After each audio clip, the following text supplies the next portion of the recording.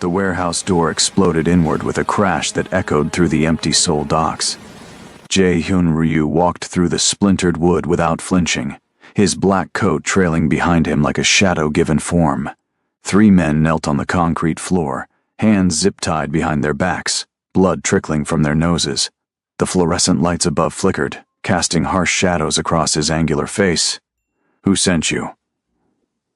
His voice was soft, almost gentle. That was when people knew to be afraid. The middleman spat blood onto the floor. "We don't know anything. We were just following orders." Jae-hyun raised one hand. The sound of a gun being cocked filled the silence. He didn't need to look at his second-in-command, Min Jae, who stood in the corner with the weapon aimed casually at the ceiling. The threat was implicit, understood, final. "I'll ask once more." Jae-hyun crouched down, his dark eyes meeting the man's terrified gaze. "Who thought they could move product through my territory without permission?" The man broke. They always did. Within 5 minutes, Jae-hyun had the information he needed. A mid-level gang from Busan testing the waters, seeing if the rumors about the Devil of Gangnam were true. They'd learn soon enough. Everyone did eventually. As Jae-hyun stood and turned toward the exit, Min Jae fell into step beside him. "What do you want done with them?" "Send a message. Nothing permanent, just memorable enough." Jae-hyun checked his watch, a vintage Patek Philippe that had belonged to his father. 6 years ago he'd worn this watch to his father's funeral. 6 years ago he'd stood in the rain and made a choice that would define everything that followed. The memory surfaced unbidden as they drove through Seoul's neon-lit streets. Rain had poured that night too, washing away the last traces of who he used to be. Jae-hyun had stood at a crossroads, literally and figuratively. To his left, the path his father had paved, blood, power, respect earned through fear. To his right, an apartment in Itaewon where Nyla Monroe waited, probably curled up on their worn couch with a book, her dark curls spilling over the armrest. He'd chosen left. He always chose left. Nyla had looked at him with those impossibly deep brown eyes when he told her it was over. The streetlight outside their apartment had cast amber light across her face, highlighting the curve of her cheek, the set of her jaw as she processed his words. "You're choosing them." It wasn't a question. Her voice had been steady, controlled, even as tears tracked silently down her face.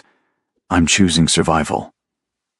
Jae-hyun had kept his hands in his pockets, afraid that if he touched her, he'd crumble. "My father's enemies are circling. They see weakness. If I show any, if they know about you." "So I'm a weakness now?" The hurt in her voice had cut deeper than any blade. Yes. The lie had tasted like ash. This was fun, Nyla, but it was never going to be more than that.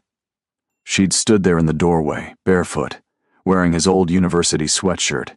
He'd memorized every detail because he knew he'd never see her again. Then she'd done something unexpected. She'd smiled, cold and sharp. "Get out." Her hand had been steady on the door. And don't ever come back. He hadn't. For 6 years, Jae-hyun had buried that part of himself so deep that some days he almost believed it had never existed. He became what Seoul's underworld needed him to be: ruthless, calculating, untouchable. The Devil of Gangnam, they called him. A man without weakness, without mercy, without a past worth mentioning. Until Incheon International Airport on a Tuesday afternoon in March, Jae-hyun was there to meet a business associate. Legitimate business this time, a shipping company he'd recently acquired through carefully laundered funds.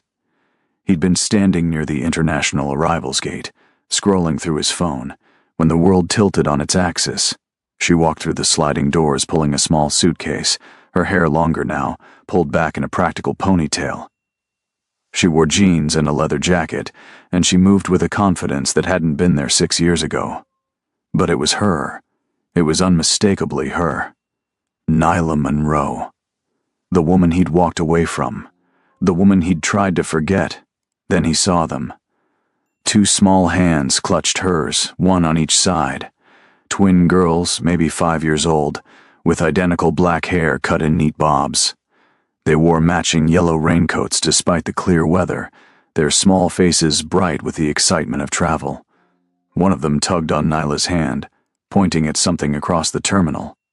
The other clung closer, shy and observant. The chatty one looked up at her mother, and Jae-hyun's entire world collapsed.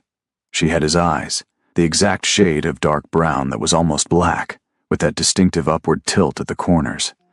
The same eyes he saw in the mirror every morning, the same eyes his father had passed down to him. His hand tightened around his phone until the case creaked. The math was brutally simple. 6 years ago, he'd left. 9 months later, Min-jae was saying something beside him, probably about the shipment manifest, but Jae-hyun couldn't hear anything over the rushing in his ears. He watched as Nyla herded the girls toward the exit, completely unaware of his presence, or perhaps deliberately ignoring it. He couldn't tell which would be worse. "Sir," Min-jae's voice finally penetrated. "Are you all right? Change of plans." Jae-hyun's voice sounded distant to his own ears. "Handle the meeting without me." He followed them at a distance, his security training making it easy to remain unnoticed in the crowd. Nyla led the girls to the taxi stand, speaking to them in a mixture of English and Korean. The shy one, Sol, he heard Nyla call her,